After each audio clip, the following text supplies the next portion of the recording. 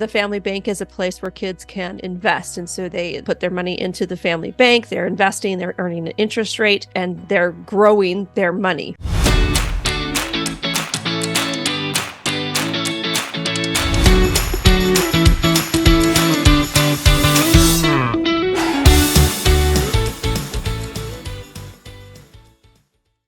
Are you looking for a way to teach your kids about money that's simple, easy to understand, and gives them the education that you never had? Because we all know schools and the government are not going to teach it. So you need my revolutionary family bank system. It's one I developed and tried out on my 5 kids, and now many other families are enjoying this step-by-step system to teach kids saving, investing, giving, budgeting, and how to generate more income themselves. The system is divided into categories starting at age 5, where they learn age-appropriate concepts and then layers in each concept as they grow. So pick up the family bank system now before it's too late. And fair warning, this system might make your kids millionaires earlier than you. And you might actually learn a thing or two to help yourself. So click on the link in the show notes to get access today. Hello and welcome back to Quiet Wealth. I'm your host, Camilla, and I'm super excited that you have joined us today because I have an amazing guest that we get to talk to. But first, if you're new here, welcome. I am excited that you have joined us here at Quiet Wealth. We empower Gen X women, and Gen X women are women in their 40s and 50s, just trying to figure out what's going on. And we're in this transition of life where the kids are starting to leave. And it's more about us than it is about them. And my mission here is to help you build wealth, build businesses, and leave a legacy in whatever shape or form you want to do. So you are in the right place if that is you. Today, I'm super excited because we have an amazing guest. We have the beautiful Candice Crawford who is joining us. Candice, welcome to the show.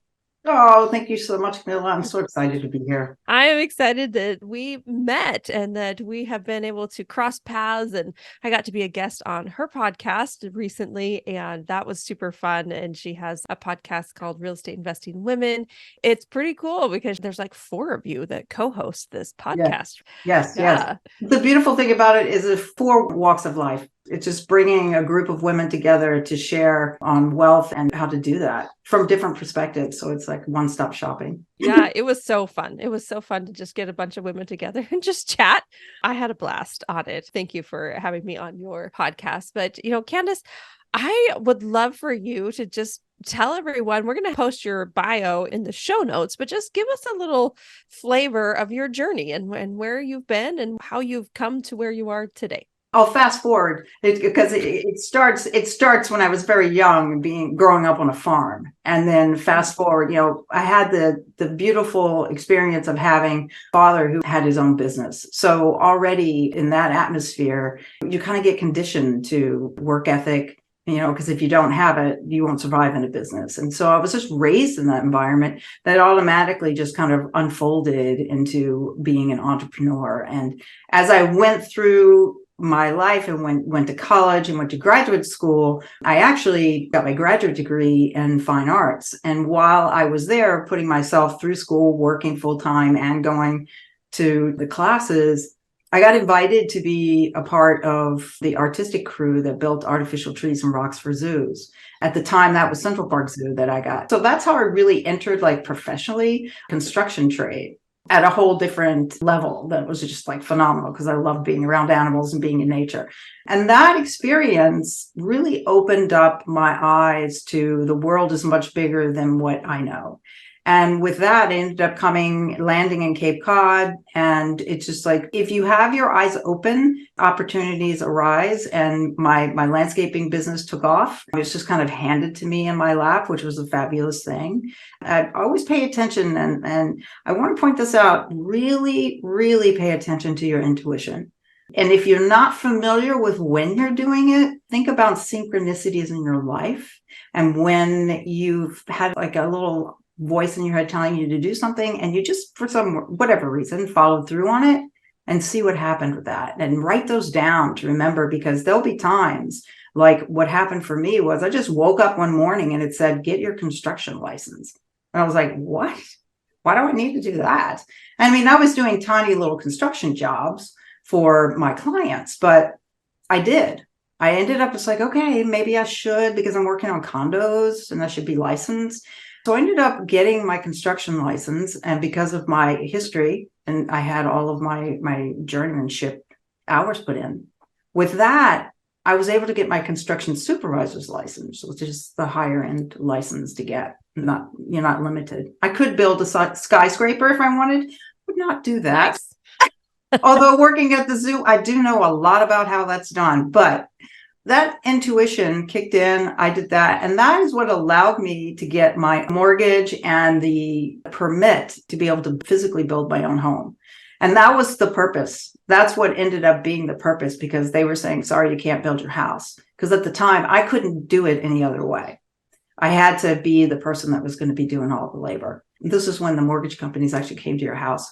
And they were closing the book and saying, sorry, we don't give homeowners loans anymore for building their own homes. You need to be licensed. And I said, just a moment.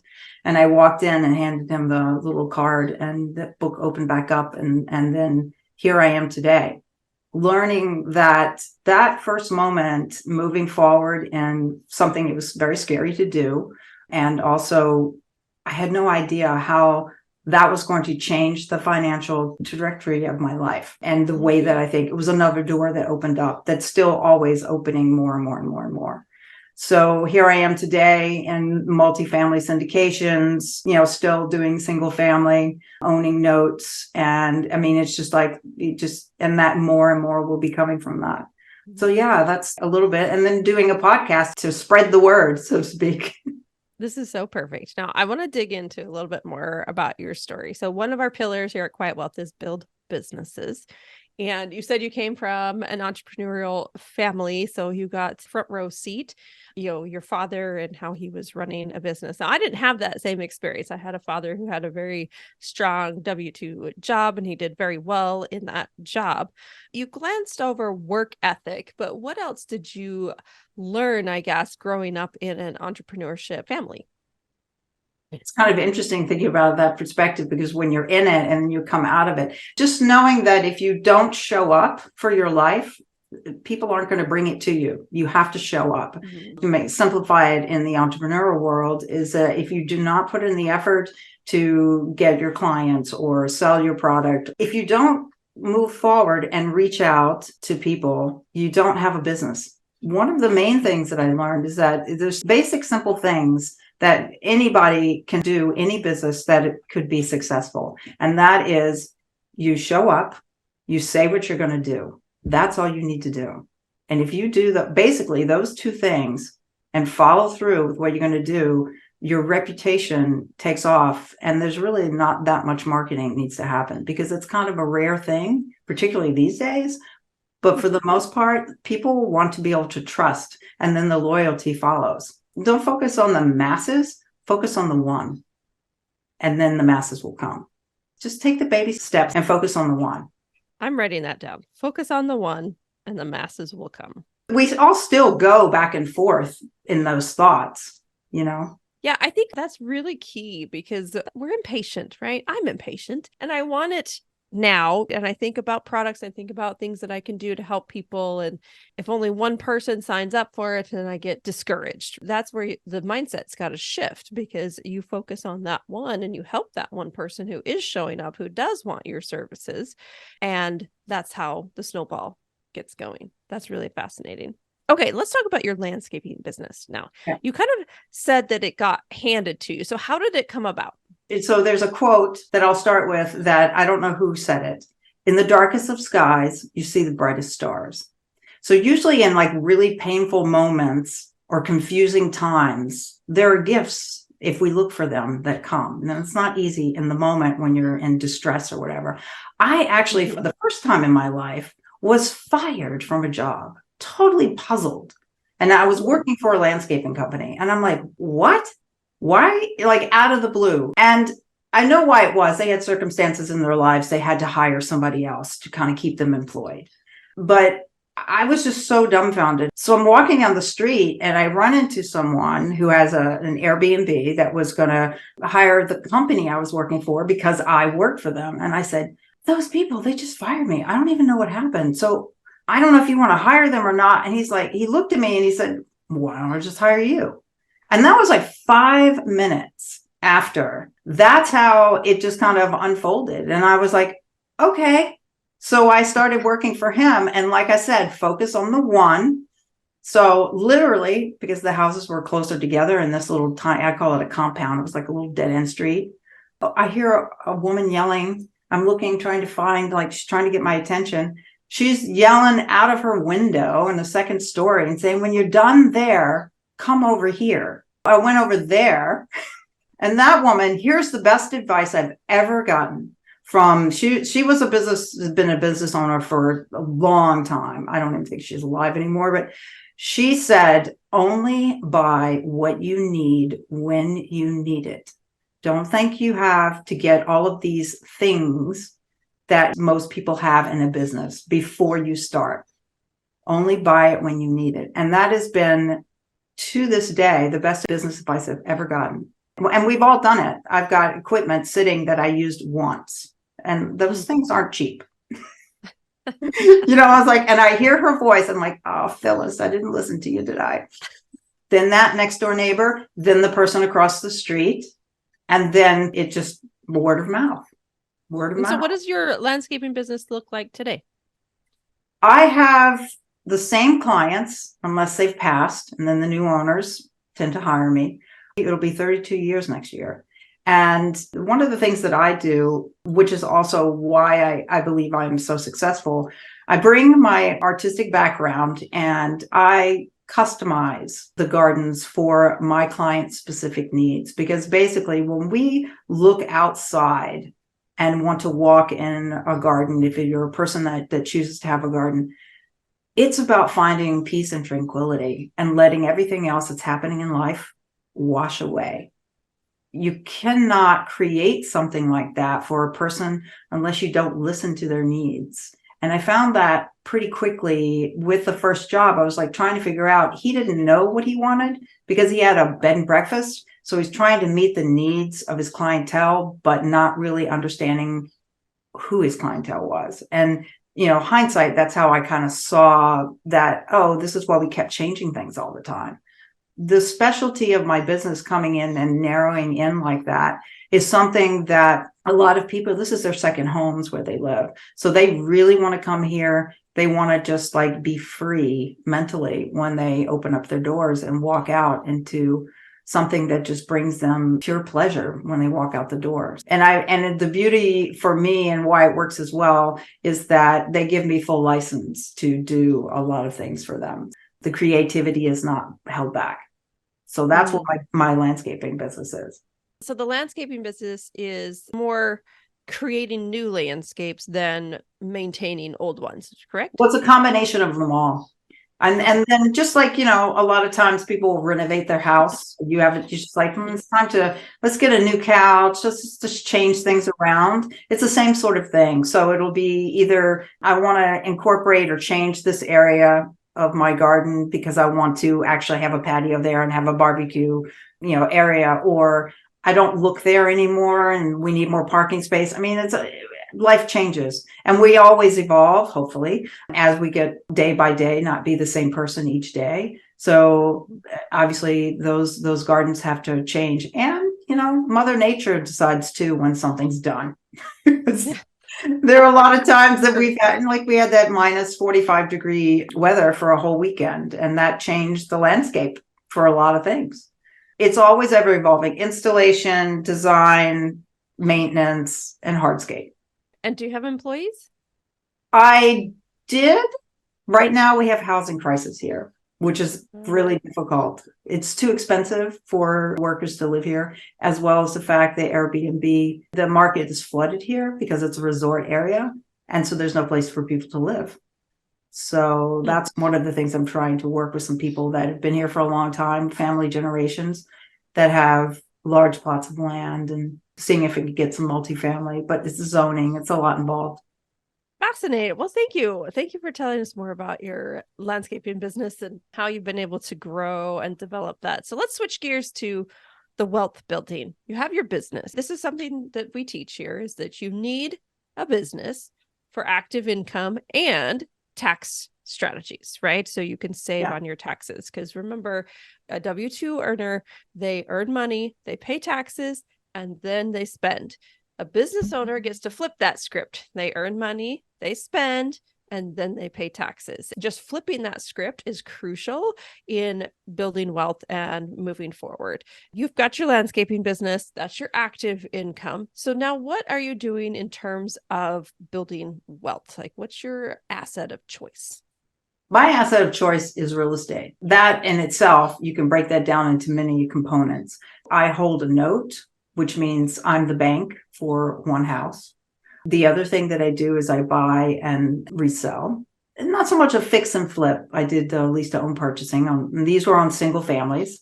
And I've also entered the multifamily realm, working with a team in order to purchase. That is like fix and flip on a longer term, basically, when you do with the syndication and the multifamily. The other thing that I also do is also focusing in on generational wealth, which just seems like a very big word, but it's breaking it down in the actual home, in your own family, which you do with your family, with your family bank. And that I've just started that in the past year and a half. And that is really taking off. And it takes a lot of reprogramming of your brain to not think like a consumer, but to think like a banker. But once that reprogramming, so to speak, starts to take hold, when you look at money, you never look at it the same. You're always saying, before I do this, what are ways that I can filter this and make wealth and pay my expenses, or invest this $1 two ways, which is a very odd concept to think if you're not familiar with it. Yeah, it's definitely a mindset shift, right? And so with my family bank, it starts off little with the kids when they're little, and it starts off when they're 5 years old and they start to learn the wealth habits, and we call them wealth habits or money habits, of earning money, spending money, of course, but investing, giving, and saving. When they're 5 years old, they start learning those 5 things, and we walk them through a progression. And so as they get older, we layer in budgeting, we layer in entrepreneurship, we layer in tax strategies and things like that as they get older. And then we talk about debt and healthy uses of debt, so that by the time they are 21, or they go off to college, or they start their own business, or they leave the nest, they are well versed in the things they need to succeed money-wise, right? Because we know that, I think one of the things that scares me is young adults could make crippling mistakes with money that will cripple them for 10, 20, 30 years. Really, what I do is I put together my own family bank so that the kids can really learn from that and make their mistakes here at home, and then learn from those mistakes and go there. But one of the things I love talking to you, Candice, was when we were talking about the family bank concept on your podcast, you mentioned an extra layer that I hadn't even thought of. And so the family bank is a place where kids can invest. And so they put their money into the family bank, they're investing, they're earning an interest rate, and they're growing their money. And you talked about this concept of actually layering debt. And it was something I had read in The Rockefeller Way, which is a really fantastic book on how the Rockefellers were able to build wealth and then continue that wealth going for generations and generations and generations, because it's very common knowledge that by the 3rd generation, the wealth is lost. And there's lots of different factors and reasons for that. But I love the Rockefeller way. And the way that they do it is they have a pool of money, and then their family members can borrow from that pool of money if they need to launch a business per se, or, invest in some real estate or buy a house, things like that. And they can use that money, but then it's paid back for the next family member to be able to use the money. And so it's this filter that just keeps going and going. And in my mind, I was thinking, oh, yes, I want to do this. But I was thinking I would need to have millions of dollars or, at least $100,000 or something. And you said, oh, no, you can do it easier than that. So I want you to tell a listener how you started a family bank that was similar to the Rockefeller way and how it works. Let's talk about it. So first thing I want to say is that I didn't invent this myself, and I joined a mentorship program that this is just one aspect of building the wealth. And it took a little while to really get those gears and thinking that starting a family bank with $500 was really worth the effort. It feels like I'm not going to become the Rockefellers. I mean, like the whole scenario going on in your head and how you can speak. So the easiest thing for the listeners to get a perspective to be able to touch on this is like, if you have any kind of debt, whether it be a mortgage, mortgages will really nail the head right in. That's not the expression, but you know what I'm saying, that you can see easily, because if you look at your agreement, you see how much interest you pay over that amount of time. It's not what you're paying for your house. It's like 3 times the amount, which is a little jarring when you think about it in the big scheme of things. But get a credit card statement and look at what your interest payment is on a small balance, that interest. But you pay that every single month if you carry debt on a credit card. You just do it. You just keep paying it. All you have to do is flip that around. Have a little bit of money to begin with in an account. And that have it be a checking account, because you need to be able to bring money in and out of it. Use that money and write yourself a note. Every time you charge something on a credit card, you are actually signing a note. I will pay this money back with interest. But you're saying it to someone else. But you're not saying it to yourself. That's the hardest part. Self-love is the hardest part. If you love yourself, you will pay yourself back. You have to have the discipline to do it, and I'll do that next, because ourselves, we can push it off. So you create a system and you do it once a month. Once a month, you have your family meeting, and once a month you make your payments and you track all of that stuff. So when you think about it, here's an example how I can walk you through, okay, how would you originally start? Okay, so let's say you start off with an account and you put, I'm just going to say $500 for ease, but it could be less than that. $500 in the bank, and it sits there. So that is like your pool that you can borrow from. So let's say your television breaks and you don't want to buy $1 million television, or even if you do, but I want to get it complicated at first. So let's say that the television is $200 that you just are monitored, that you just need. Instead of going and throwing that on your credit card, you want to actually take a loan from your family bank, have a spreadsheet set up that you'll determine your own interests and what is a payment that you can afford without stressing out about. Basically, it'll be like a spreadsheet that will calculate all of the payment amount. You could play with that and say, yeah, I feel comfortable with $29.22 a month to pay for my TV for the next 3 years. And so you have that as a promissory note, and that every month you're going to pay that $29.22 for the next 3 years back into that family bank. So you have $300 remaining, and then every month you're paying your $29.22. And then you're paying at the end, when you start to do that more and more and more, the interest that you're paying, instead of paying it to somebody else, you're paying it to the family bank. And that will actually start to build. And to get a family bank actually started, you really do need to add like a monthly contribution beyond just the interest that you're borrowing, so that you kind of build it up for like the first year. Even if it's like $100, depending on how many people, you could do a family bank with being a single person too, by the way. It doesn't rapidly grow. The more people involved in a family bank, the more it will grow, because the more lending you do, the more your bank is going to grow. So for kids, if we're thinking about how do we teach kids about debt, this is an excellent way to do so. I was just thinking the other day about my teenage daughter. She's 13. She wants a nicer iPhone. They cost $600-$700. And I was just thinking, instead of going to T-Mobile or Verizon and saying, okay, we want this iPhone, and then adding that onto our monthly bills, like $50 a month, this is where it can get powerful, because she could borrow from the family bank, and then she just makes monthly payments back into the family bank. And really, we can decide how much interest that she's going to pay on this and how it's going to be spread out. And you can decide, just as long as you do the amount that she borrowed plus some, so that the account can grow.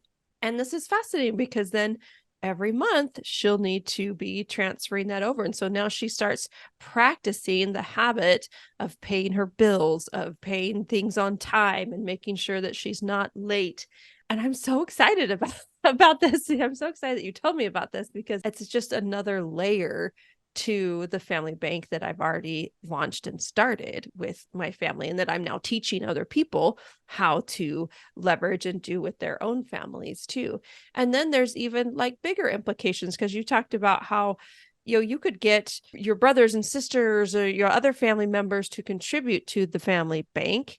Now, it might get a little tricky though about who gets to borrow what. What is your advice on how to handle something like that? So I want to touch real quick on what you're saying. Another thing that is a plus about starting a family bank, particularly with your kids, we're taught that it's not okay to really take care of yourself, that that's selfish.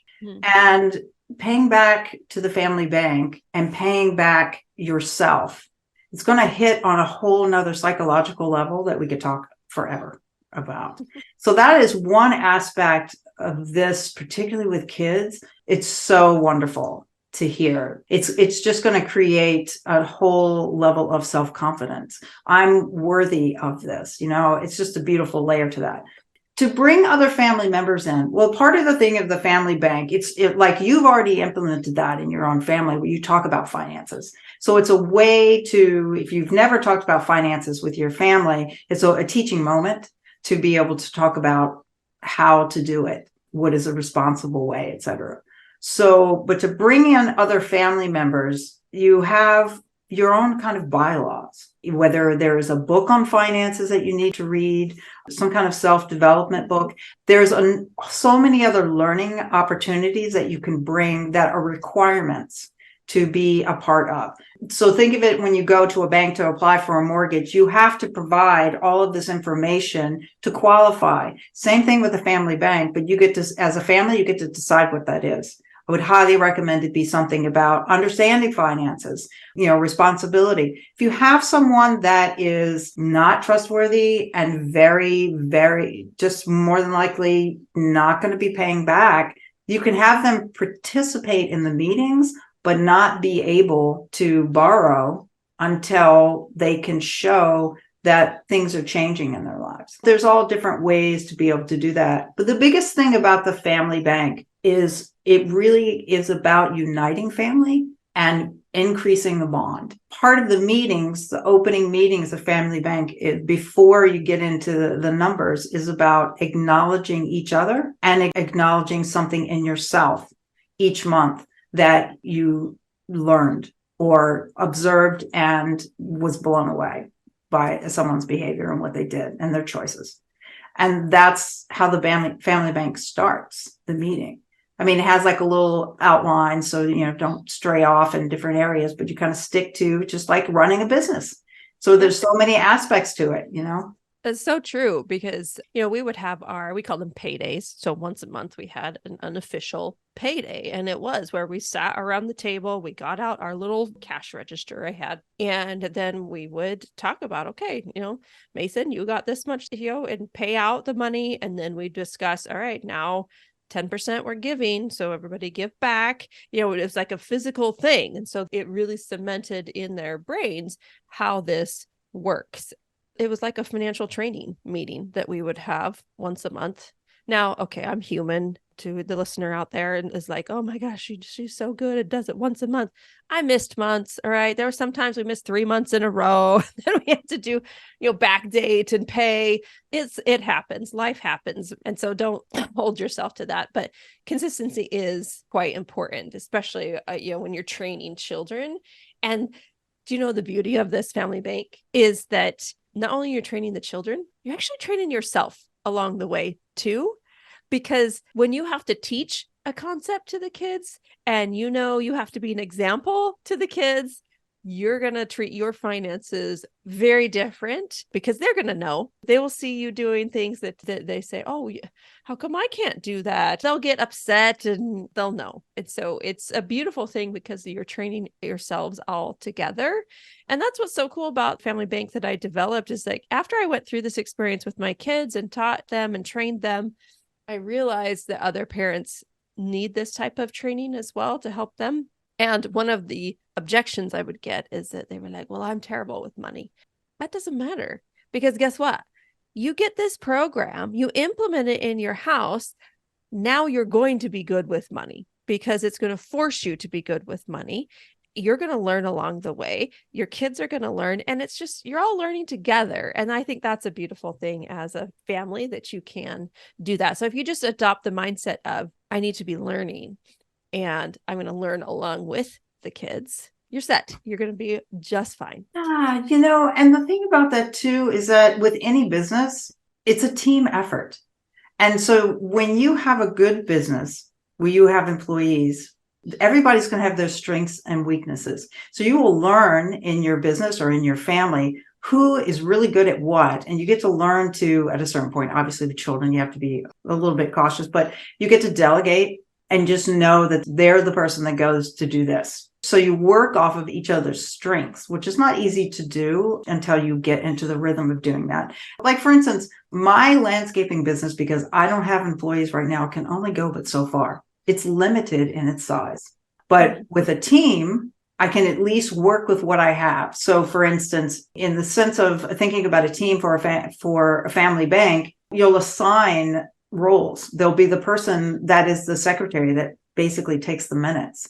You'll assign different roles. You'll get to see the strengths. You'll get to build the confidence in the person based upon their strengths. You're going to give them those assignments. And that in itself is also going to bring family together, as well as that just is typical business 101 when you start to have people working for you. Easier said than done, I have to say.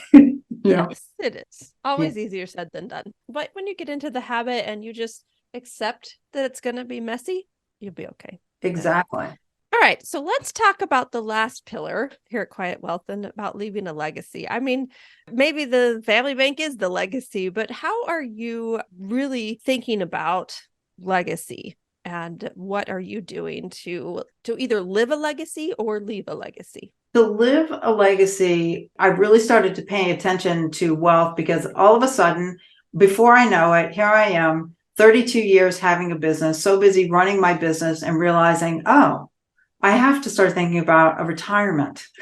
Yes. And growing up on a farm, my family's idea, you work until you die. I didn't have that company poking, you're going to do a contribution to your 401k. Do you want to invest in an IRA with us? None of that, behind the scenes, like a little voice. It was just like, oh, I got this job. Oh, I get this job. It was about keeping the business moving forward. And then I was like, well, gosh, what is it that I'm going to need in order to officially retire? I don't even use the word retirement in my life because I'm always doing in a really great, fun way, not in a bad sense. So that's how I started really thinking about and looking into, I need to speed up my retirement funds or what I'm going to be, because I can't landscape forever. So that's what got me started. And so I just want to say out there, don't beat yourself up if you are where I was and in the process of changing that around, because you're not alone in that. First of all, you're not alone, but you can do something different. And that's just, for me, real estate was the quickest and easiest method. And I love real estate. It is not very hard. Most people already know about how to do it. If you live in an apartment and pay rent, real estate. If you own your own home, real estate is just stepping outside the box and seeing it as a business and, getting help from mentors. But as far as thinking about the family bank, it takes time to build it. I will add this. This is the power of the family bank. And I just want to say this so that people hear this and understand the dynamics and the power that it can be if it's run well and you're consistent. So I talked about the acknowledgement part as part of the business meeting. So my former wife and I started the family bank together. Now, well, lucky it's not like an icky, horrible separation, but there's a point where it's like, okay, the family bank was really, it was getting momentum. The snowball effect, it was rolling down the hill and you could see it. And to the point where we actually borrowed from it to fund a house that we were going to sell, that we needed to do some repair work.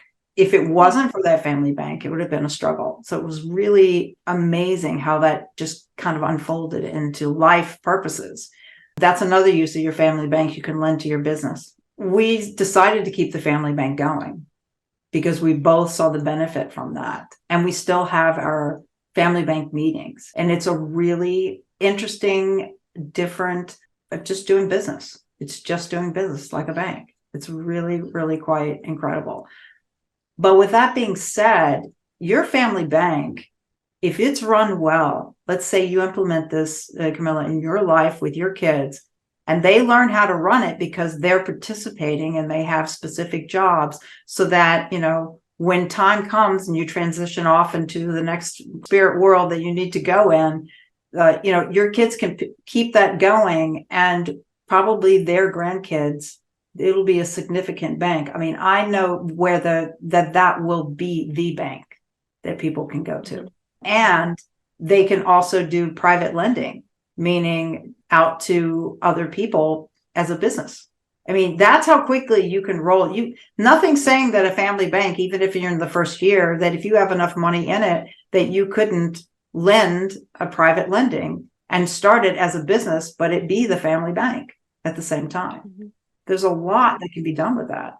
So that's where the generational wealth starts to unfold. It doesn't need to be millions and millions of dollars in order to have a family bank.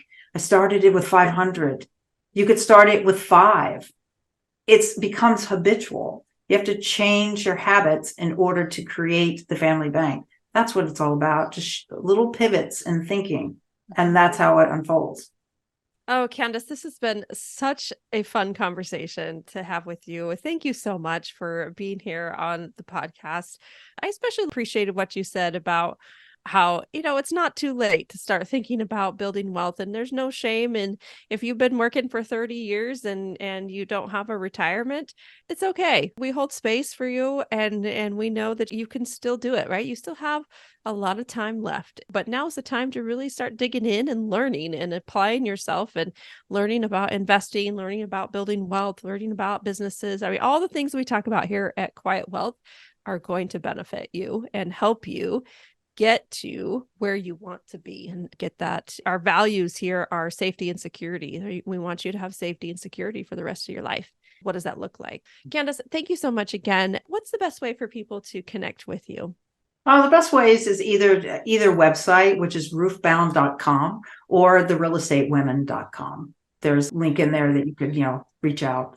So that's like, I'm not a huge social media person, but I do have that, and that's how they can reach out. To our listener, make sure you check out her podcast, Real Estate Investing Women. It's really fun. It's a conversation with a bunch of women getting together, having conversations about money. Think of it as money friends. Like you need money friends in your life, just like you need your spa friends and you need your mom friends. You need money friends as well. So we're going to be your money friends. So thanks so much for joining. Appreciate you being here. Remember, please share this episode with someone that you know and love. After all, we need to share the education so we can share the wealth. Thanks. Bye for now. I want to give a quick shout out to my podcast manager, Abby. If you're in need of help in launching and managing your own show, please reach out to her at productions@abbygwaki.com. I'll put her details in the show notes. She really is the best, and I love her.